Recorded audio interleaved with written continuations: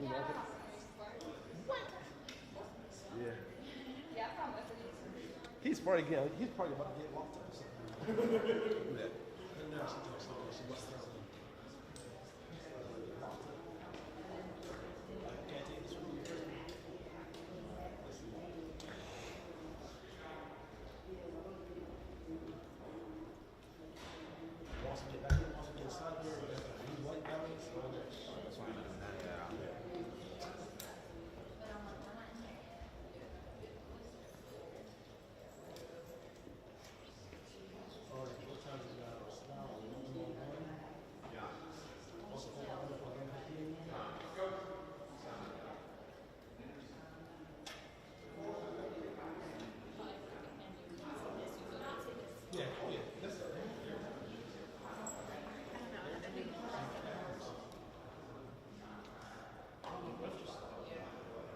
Yeah, it would just say show up.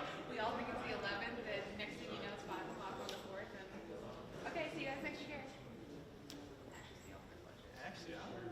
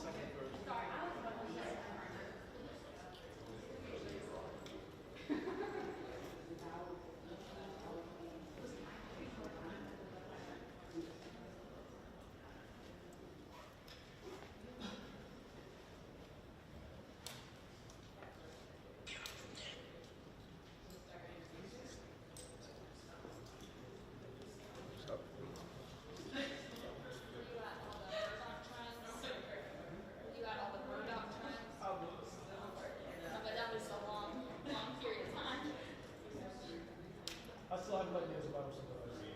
Really? I saw all the love letters he's getting now.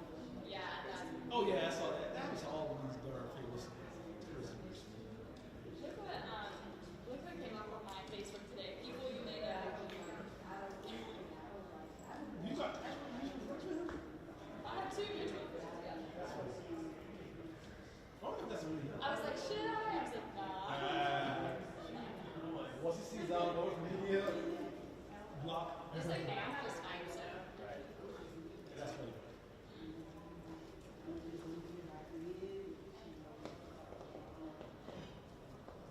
That whole thing was cool. It was a week shorter, but then he did this thing. And everybody was like, what is that?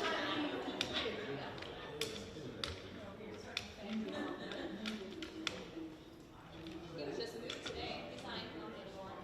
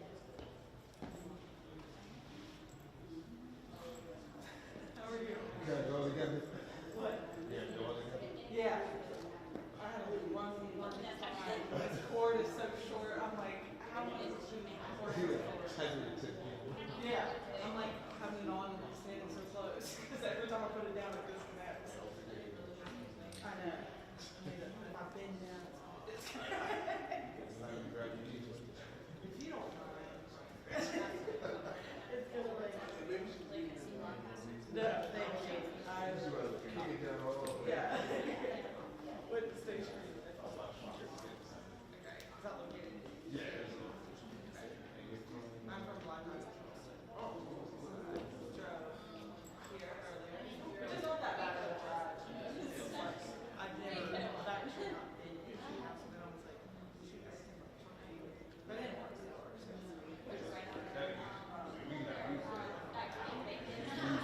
Yeah. I got a good way across the street last night, and I was like, today, God is because I'm like, I'm late.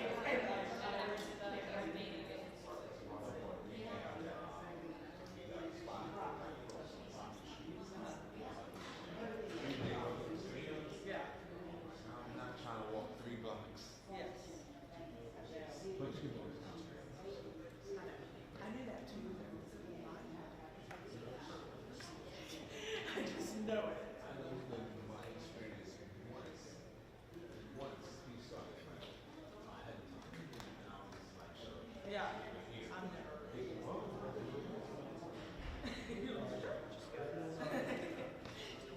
usually we got time. Usually.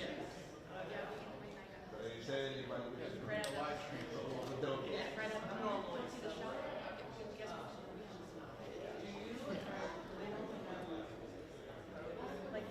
Yeah, so normally, we were just discussing why I didn't have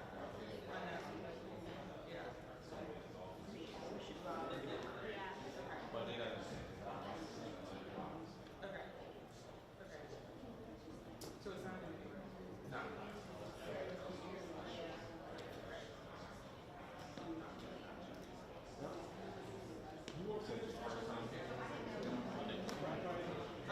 First of all, not ever. Time in a week. Yeah, I know. Yeah, normally they do conferences like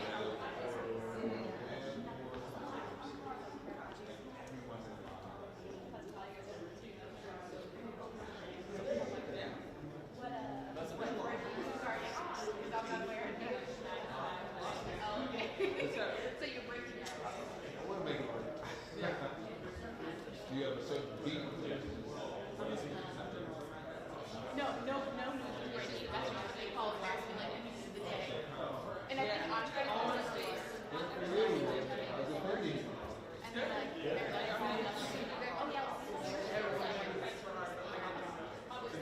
yeah, that's what they call it, like in their senior, the kids, that's what they call it. They're like, senior semester having a daily news cast. So it's like. Good, how are you? Yeah.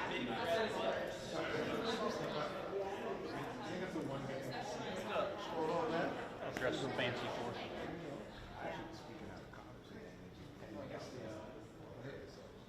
Which call? That we're talking about.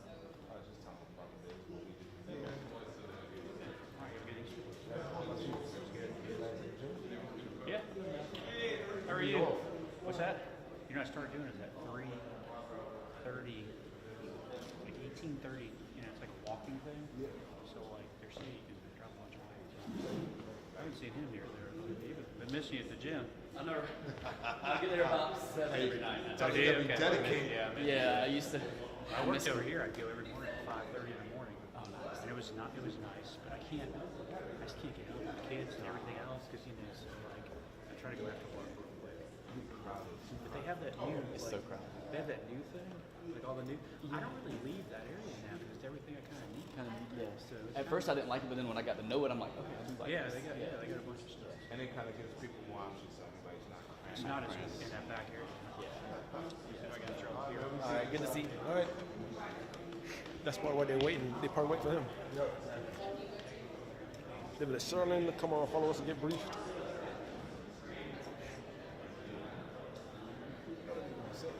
It's gonna be 11:30.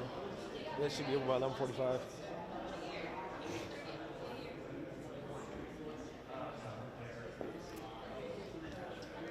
Look at all these damn people with that shit. At least we had to run in the middle of August.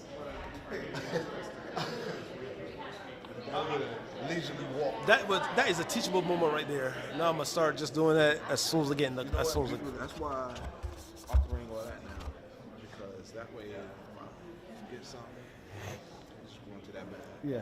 But no, I already had it set up just to avoid stuff like this, and it still got a bad one in. So. Yeah, you know, it's no foolproof.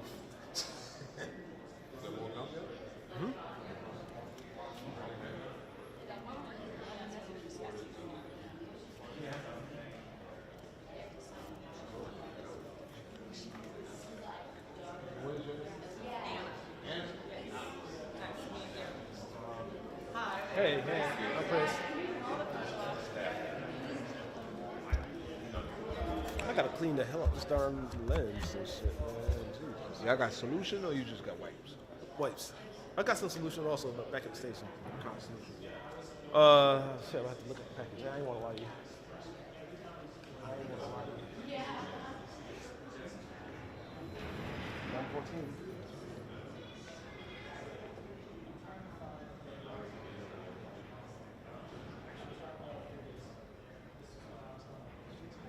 Wake me up when whenever Brandon comes out here.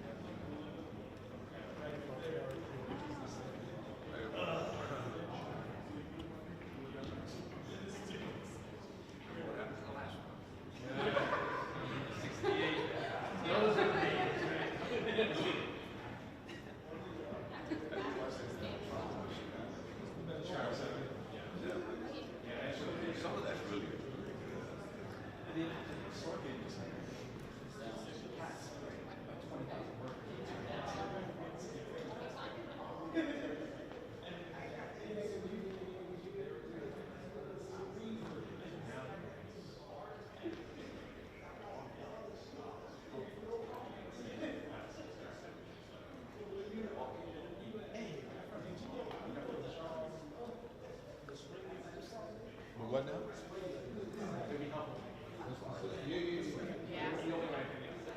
Man, this year's going by fast already. This year's going by fast. No? Tommy.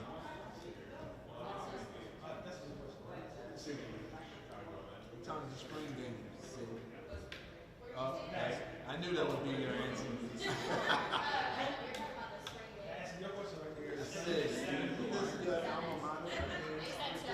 7 o'clock. What's up?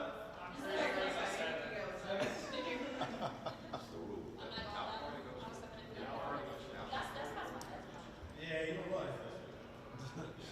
Past the bedtime.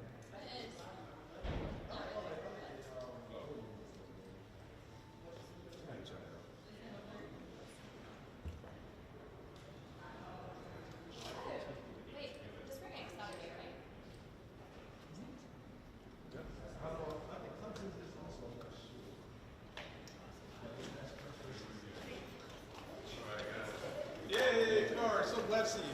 So it's a lot of y'all, so we have to squeeze tight. I know. Cameras might have to be behind one of those. I know. I know. Go ahead.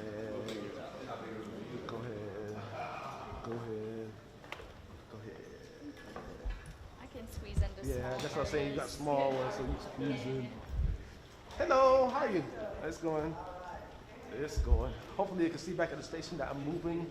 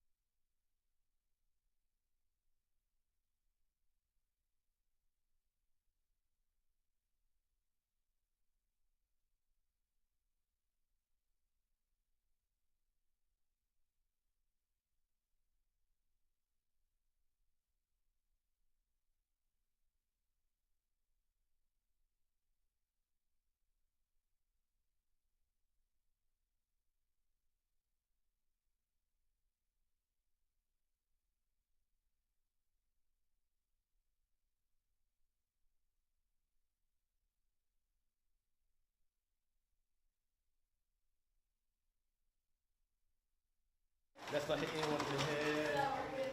You are lucky number 10.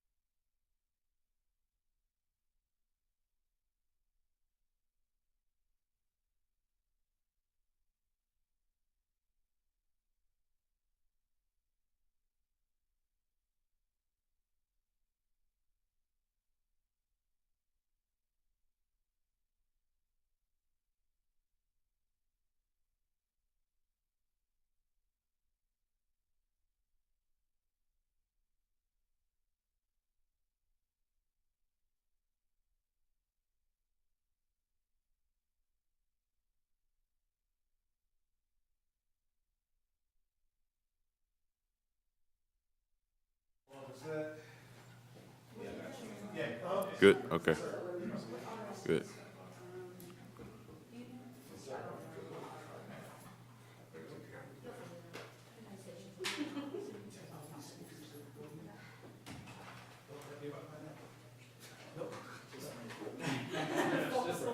That was anticlimactic.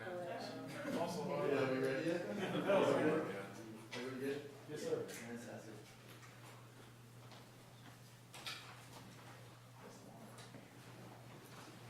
See, you got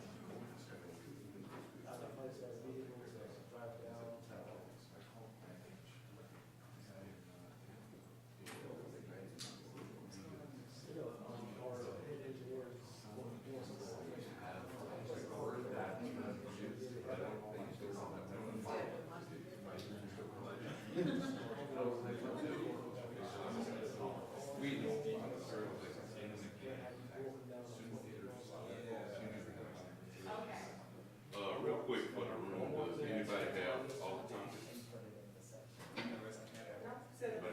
Anybody have off topics? I don't. Okay. Off topics. Yeah, it's Brandon. All right. Okay, well, I'll stick around, of course. Okay. All right. Maybe the Santas. Are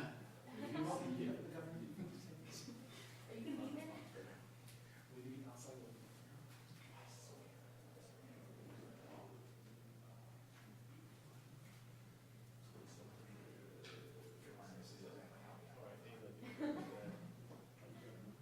This is what I say to my arts and culture reporting. Not really.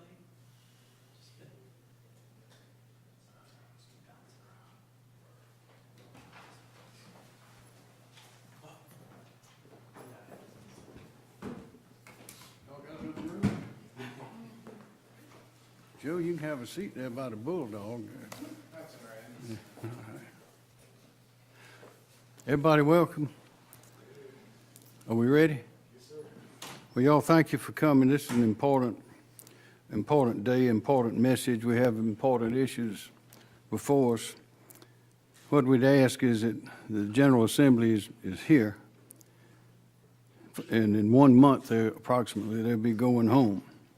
And we ask before they do that they close the revolving door for repeat offenders by passing legislation to increase the criminal penalties for illegal gun possession, and also that they fix the broken bond system in our courts that is ineffective. We have some people today who will speak to you. First, Mark Keel, Chief of SLED, and then Chief Kevin Cornett, Chief of the Isle of Palms.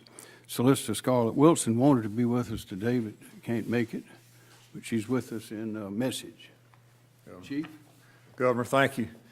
As I have said numerous times recently, I'm concerned about the increasing number of murders in people, young people with guns in our state.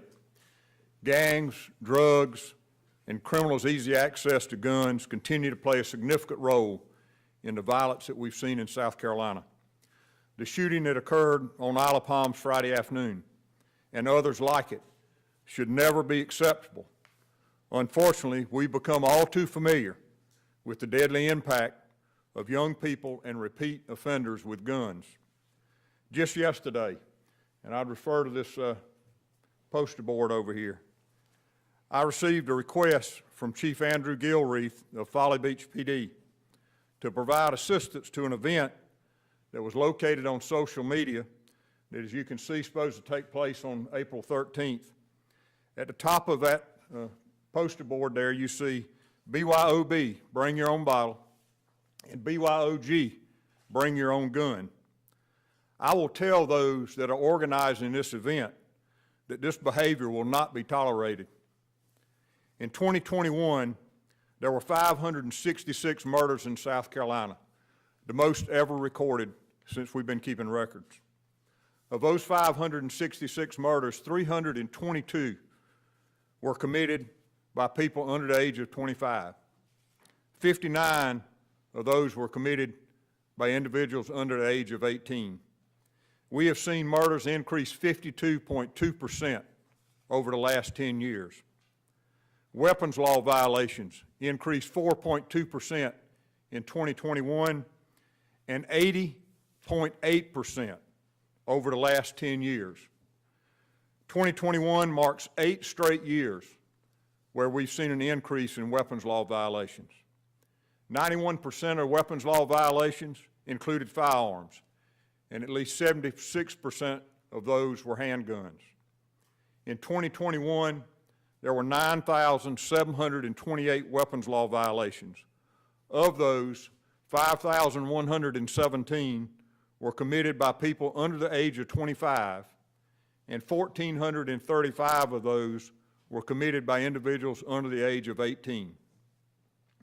The criminal justice system only works when every part of the system works together to protect our citizens. Law enforcement officers are increasingly encountering armed repeat offenders across the state who are federally prohibited from possessing firearms, but who are not prohibited by state law. This must change. It is past time to give law enforcement the tools that we need to arrest felons who are caught possessing firearms in the state of South Carolina. South Carolina needs a true felon in possession of firearms statute that local and state law enforcement can enforce. We must hold violent, repeat offenders accountable while they're out on bond. All too often, law enforcement officers make good arrests only to find the offender received a low bond and are out terrorizing the same community that they came from the next morning. This must stop. We will continue to work with Governor McMaster and the Governor's office and the General Assembly to pass meaningful legislation with the goal of keeping our citizens safe. We are encouraged by the work of both bodies, the House and the Senate, on fentanyl trafficking, drug-induced homicide, bond reform, and felon in possession of firearms legislation. But we must all work together to combat crime in our communities across South Carolina, and that means working as elected officials, our criminal justice system partners, and community leaders. We must have positive community partnerships, interaction, support, and investment to truly make an impact on crime in our state. This cycle of violence that we're experiencing in South Carolina and across the nation must stop. Thank you. Thank you. Chief Cornett. Good morning. As most of you know by now, Isle of Palms on Friday had an incident Friday afternoon involving a group of individuals that came out, and while most of them might have been peaceful when they gathered, several individuals came out with the intent to commit a crime. Several of those individuals came out and they brought weapons. When we live in an environment where paradise can be struck by this crime, where people are shot just spending their time on the beach trying to relax, it opens the eyes to everybody that this is not a problem that's specific to one area. It's everywhere. And throughout my career, I've worked to arrest individuals for committing violent crimes, and many times seen them out the next day or following weeks. It is time that we give law enforcement in our state the tools that we need to keep our community safe.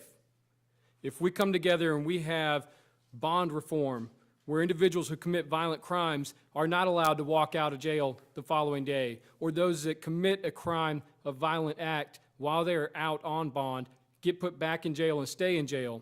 When we do that, we protect our community, we protect our children. When we enhance penalties for those that commit those weapon violations, so that every time they don't get to just have a small charge, it's the same consistent penalty or downplayed to something else. When we can hold them accountable with enhanced penalties, that's where we can hit the crime. If we want to stop and we want to make our community safe, this is our chance. This is our opportunity. We need to seize this chance, and we need to make sure that we take the fight to the criminals and that we make them answer for the crimes that they are committing, and we hold them accountable for those crimes. Thank you. Well, as you've heard, we had a tragedy in the Isle of Palms, and we've had others over the years, and there are many tragedies occurring around the country today. But it's time, clearly now the time to act in South Carolina. The General Assembly is here. These issues have been discussed for years. We've had press conferences, meetings, hearings, and it is clear that we do not have the accountability that we need. we know from history that one who will commit a crime will hesitate to do it if he or she believes that they will be punished. Not that they will just be caught, not that they will just be prosecuted, because often those, in the first place, often we can't find them. We know for a fact that in just looking at rapes, looking at domestic violence, less than 50% or so of those crimes are even reported. And there are many others that are not reported for various reasons. We know that the crime rate is high, but we know that if a crime is reported, an individual has to be found and arrested, then that individual has to be charged. Then we wait on the court, and sometimes months pass, sometimes years pass, witnesses disappear, the strength of the case weakens, and you don't get a conviction. But if there is a conviction, it may be appealed. If it's appealed, it may be reversed, and it's all over, and the criminal is generally out on the street awaiting that result and committing more crimes. We had a call today with Sheriff Lott of Richland County, who said they were in the process of arresting a man who had just shot and killed another. That is, he allegedly had shot and killed another. And that man was on bond for murder. He will be charged with murder. He was on bond for murder. Now that doesn't make any sense to anybody.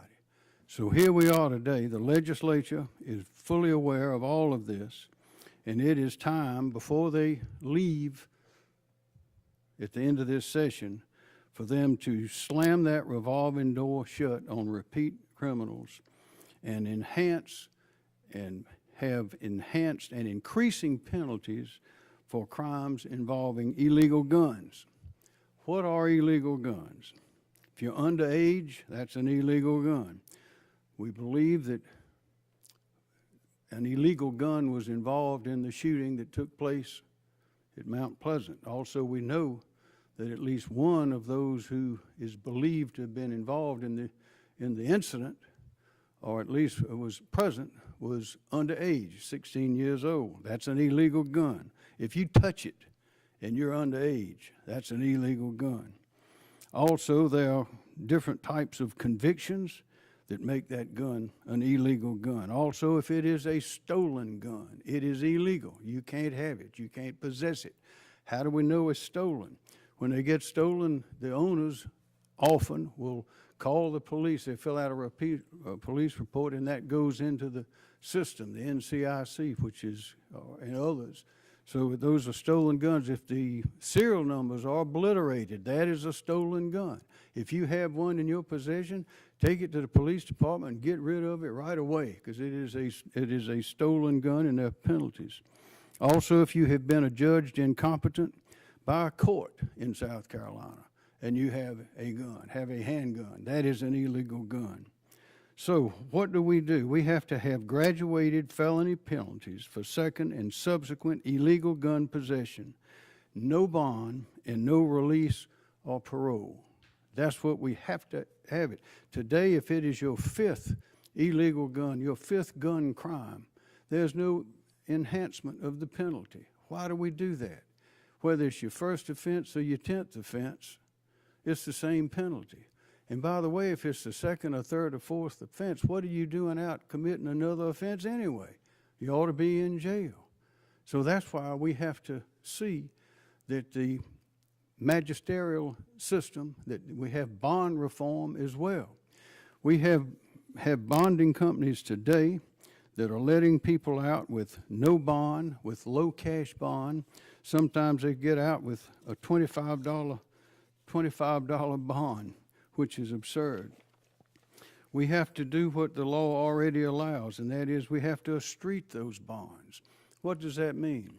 If it's a bondsman or a relative or a deed of a house that is given to satisfy a bond, if that defendant disappears, that bond needs to be estreated. That means the money is taken or the house is sold, and there has to be a penalty for that bonding company when the criminal disappears.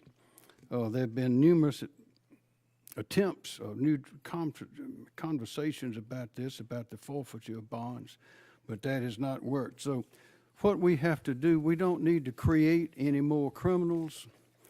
We are very conscious of the Second Amendment. It is not the legal average citizen, the honest citizen that's causing these crimes. We know that there are about 20% of the criminals, whom we know who they are, who commit about 80% of the crimes. And we know even those that we don't know, they commit them over and over and over.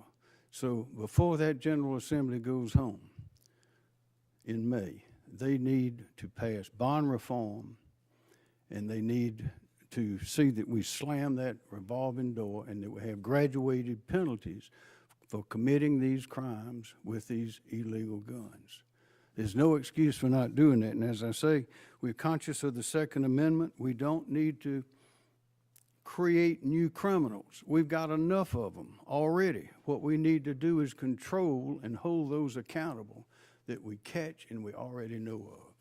And to have repeat offenders, what do you tell the family of someone who had been caught, arrested, put in jail once, twice, 3 times, who then shows up and kills your loved one? What do you tell them? They know the system is broken. So we have an opportunity now. These circumstances have brought this to a head. We have the opportunity and the obligation now to see that we shut that revolving door and pass bond reform. Are there any questions? Why do you think it's taking so long for bond reform to happen? I think there are some constitutional questions involved in South Carolina and in the federal system. If it's, it used to be in the federal system, if you were going to flee, that was the only reason you could deny bond. What that meant in the federal system is if you could go out and be killing people but stay in here, the judges couldn't have a high bond on them. But that has been changed. In South Carolina, if it is a serious or a violent offense, then bond can be denied. That is, no bond. It is constitutionally allowable. If you have a person there that you believe is going to inflict more tragedy on the community, you don't have to let them out. The only question that comes up then is they need to have, of course, a speedy trial. So that means we have to move those cases along. But there have been conversations, but we've got to get a grip on it. We see now, it's clear from the evidence, it's mounted, and we've had in recent weeks and recent months and again in just recent days, that system is not working, so we can fix it. Any comment? Chief?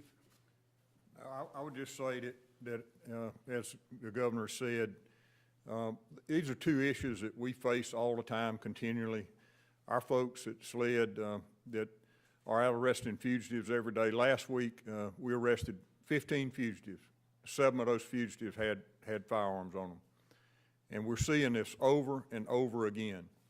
And they have to be held accountable. And we have to have individuals that, again, are committing violent crimes that when they get out on bond and they reoffend, then they shouldn't be back out on bond again. And again, it is a revolving door, and we have been seeing this for some time.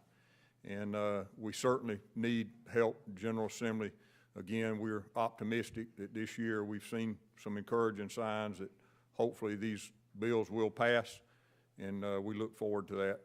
Will be beneficial to our citizens.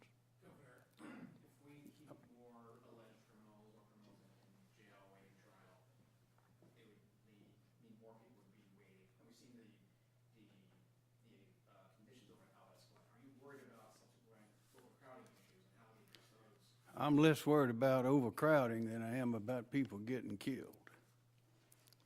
But there are other ways that the problem can be addressed. One is with the sophisticated techniques we have now. We had a good example of how these ankle monitoring systems can work. You may remember a few months ago we were having some shootings and some violence in 5 Points. we had a meeting in this conference room behind us, and the chief of Columbia Police was there, Chief Keel was there, Sheriff Lott was there, others were there, and Jerry Adger was there from Probation, Pardon, and Parole. And many of his parolees have ankle bracelets, and they are required to stay out of certain areas, and they can be monitored instantly to know where they are. Well, what Sheriff Lott suggested was that we not allow parking within a certain perimeter around 5 Points. Why is that? Because the shooters like to be close to their vehicles. They may have to make a quick getaway, or they may keep some firearm in the vehicle. So if you eliminate parking from the area, then that will cut down on that likelihood. But also, Jerry Adger, Director Adger, issued an instant message to all of his ankle bracelet people saying, if you go in this area, your parole will be immediately revoked. And guess what? The shootings, we had quiet there for several days during that very bustling period. So the federal studies have been conducted that show this is in the federal system where there are not as many violent criminals. Most of those are white-collar type criminals. But there were, in the federal system, a study showed that with effective ankle monitoring bracelet, that the recidivism went down, I think it was about 30 or 40%, but it was a market. So we can do that here in South Carolina, but again, the bondsmen are obligated to keep track of the criminals, of the charged criminals, of the defendants. But apparently they're not doing it. So that is why we need bond reform. We need to see that those who are dangerous, who are likely to, and we have evidence that they're going to hurt people again and again and again, as they already have, don't let them out on bond, period. Now, they have to wait in jail. Well, they earn the right to be in jail. Now, they'll get a fair trial. But in the meantime, they should not be out committing those crimes, hurting our honest, hard-working men, women, and children. Can you provide an update on the suspects in the Isle of Palm shooting, and specifically, do we have any information that would suggest that any of them were out on bond, the individuals who were involved in the shooting? We don't really have an update as far as the suspects right now. We are diligently investigating with our partners from state and federal levels and local levels. What we do know is that Friday we arrested a 16-year-old kid with a stolen gun. And we arrested an 18-year-old kid for carrying a firearm. At the end of the day, this is about making sure that they're held accountable and that they understand that when you commit a crime and carry a weapon that's used for violence, that you're going to answer for that and that there's going to be repercussions. In terms of stolen guns, how are these offenders getting these weapons? Are they getting them out of cars, houses, and how can the community be aware to be educated that prevents some of that stuff? I think Chief Cornett will back me up on this. The majority of these stolen guns are being stolen out of cars.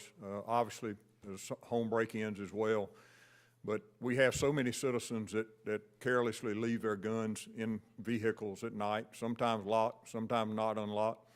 We see video of from neighborhood cameras where individuals will go through the neighborhood, not even breaking into cars, but just checking the door handles to find a car that's unlocked that they go into where somebody's left a gun or a laptop or whatever it may be that they can steal. And unfortunately, a lot of folks don't remember they left their guns in the car. They may not miss them the next day. They fail to report that stolen gun to law enforcement. And so nobody knows to look for them.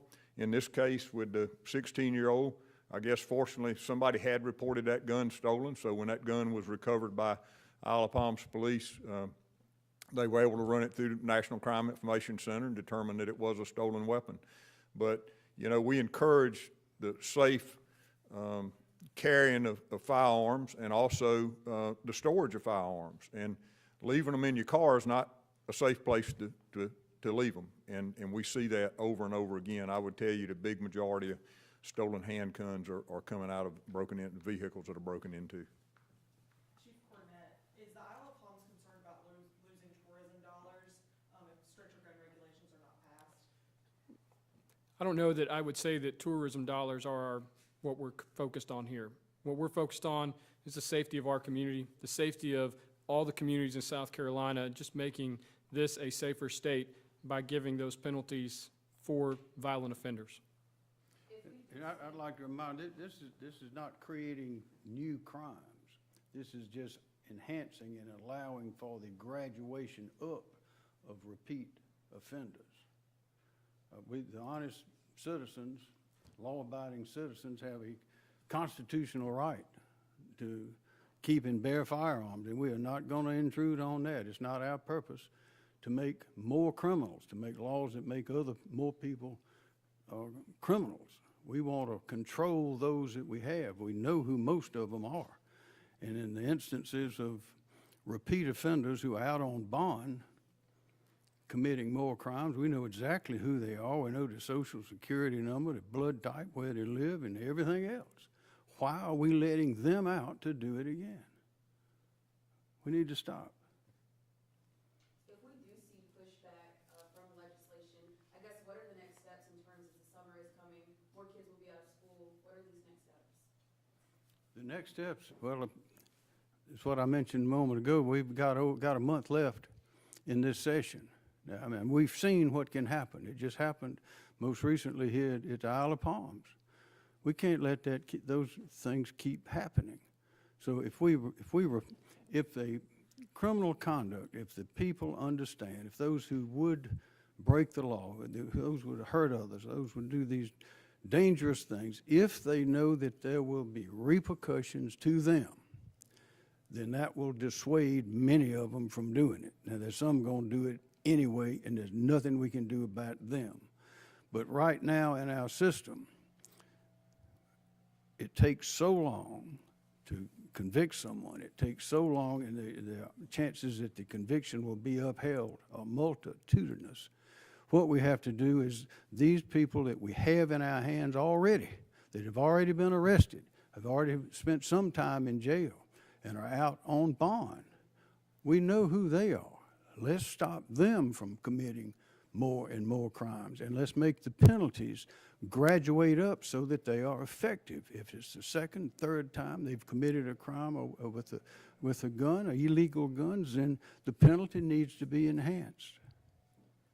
I tried to accumulate a number of the stories from over the years of people who were committing violent crimes, usually manslaughter, murder, those kind of things, rapes, and you probably would not be astonished, but you would be concerned.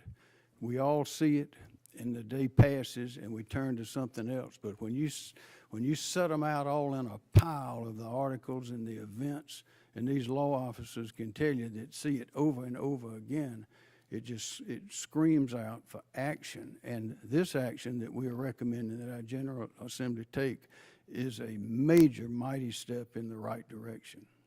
As it stands now, for these young offenders, when they commit a violent crime, how much time can they possibly face? If someone as young as maybe 13, if they commit a violent act with a weapon, how much time can they put? Well, you have a lot of mental, juvenile justice. I mean, if you are old enough, there are cases, even though you're under 18, where it is determined that it was an adult crime, that it should face the adult penalty. But that's what the Department of Juvenile Justice is for. Chief? The only thing I'd say is, we're seeing younger and younger people. When you see 12-year-olds shooting another 12-year-old, 15-year-olds shooting one another, and most of those individuals do not end up being sent to adult court or being tried as an adult. And so the penalties for them obviously are much less. And I was going to say with this, Chief Holbrook of the population committed the crimes, 15%.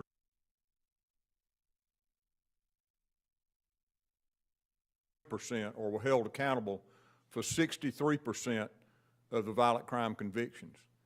Those are the ones we're talking about. Again, we're not talking about law-abiding citizens that have a right to bear arms. We're talking about those individuals that continue to recommit crimes over and over again. That it's a revolving door in our jails and our detention facilities, and we keep seeing them over and over again. We keep seeing them on unlawful carry violations that our law is not tough enough to deal with. And we need the graduated penalties, as the governor has said, so that first offense, okay, they get one penalty. Your second chance, you're going to get a little tougher penalty. Third offense, you're going to face a more harsh penalty. And that's what we need in South Carolina for it to be a real deterrent to people unlawfully carrying firearms today. Chief Gill, you mentioned something earlier. I wanted you to elaborate and provide a little bit more understanding. You said, and I think we all know, felons, federally, they're prohibited from having firearms, but you said that it's not illegal in the state of South Carolina. Can you explain that a little bit? Yes, so What needs to change there? So what I would tell you is this, is that in South Carolina, we have the way our unlawful carry law is currently written.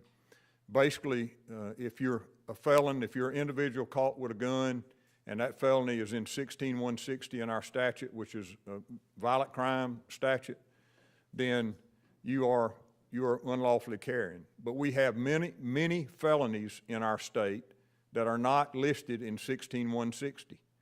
And like shooting into I think a dwelling house is not listed in 16160. But I mean, I think that, we talk about our home being our castle, and, but yet it's not a felon, it would not be illegal for someone who shoots into a residence to be in violation of our unlawful carry law. So what we need is in federal law, any crime that is over 2 years, that has a penalty of more than 2 years, is a felony, is listed as a felony, and you're prohibited from being able to possess a firearm or ammunition. And what we're looking at is this statute that the House has passed has accountability for that, and that's what we're hoping, we can see some progress on. But as of right now, let's say a felon shoots up a house, and If it's not listed in, again, those crimes that are in 16160 are the crimes, they would not be subject to that. We have many felonies on our books that are not, would not be subject to under our current unlawful carry law. We have time for 2 more questions. Chief Gill, you mentioned Chief Holbrook and Chief Cornett. Do you want to answer this as well? But he and a few other chiefs testified last week. They were concerned about removing the training requirement for the constitutional carry. Are you concerned that passing that and not, requiring people to have training could also lead to more unsafe incidents like this? I am concerned about it. Again, my position on this is, well documented. I've read it myself in newspapers accounts of how I feel about constitutional carry. But again, what we need in South Carolina right now, and and I will tell you the reason that law enforcement for the most part has sort of taken a neutral position is we desperately need an unlawful carry law with graduated penalties that hold those that are out committing violent crimes accountable.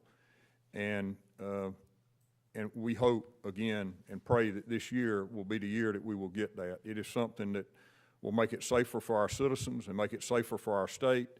And again, do I have concerns about that? Yes, I have concerns about it. But I have equal or more concerns about not holding those accountable that should be held accountable for violating our unlawful carry law. Governor, those penalties that Chief Gill just mentioned are part of the constitutional carry bill. Right. Should they be, if they're that important and needed that bad, should they be in a freestanding legislation or not tied to constitutional carry? As long as they pass it, it doesn't matter where it is. But I mean, couldn't that, couldn't concerns some have in the Senate about constitutional carry perhaps hurt the chances of some of these provisions? Well, I guess if this doesn't pass, then we will urge them to keep on, but they need to pass it as it is. Would you veto the Senate permitless carry bill that does not include felon in possession? Beg your pardon? The Senate version of the permitless carry bill does not include the felon in Well, I like that less than the one with the graduated penalties. Any more questions? All good, thank you guys.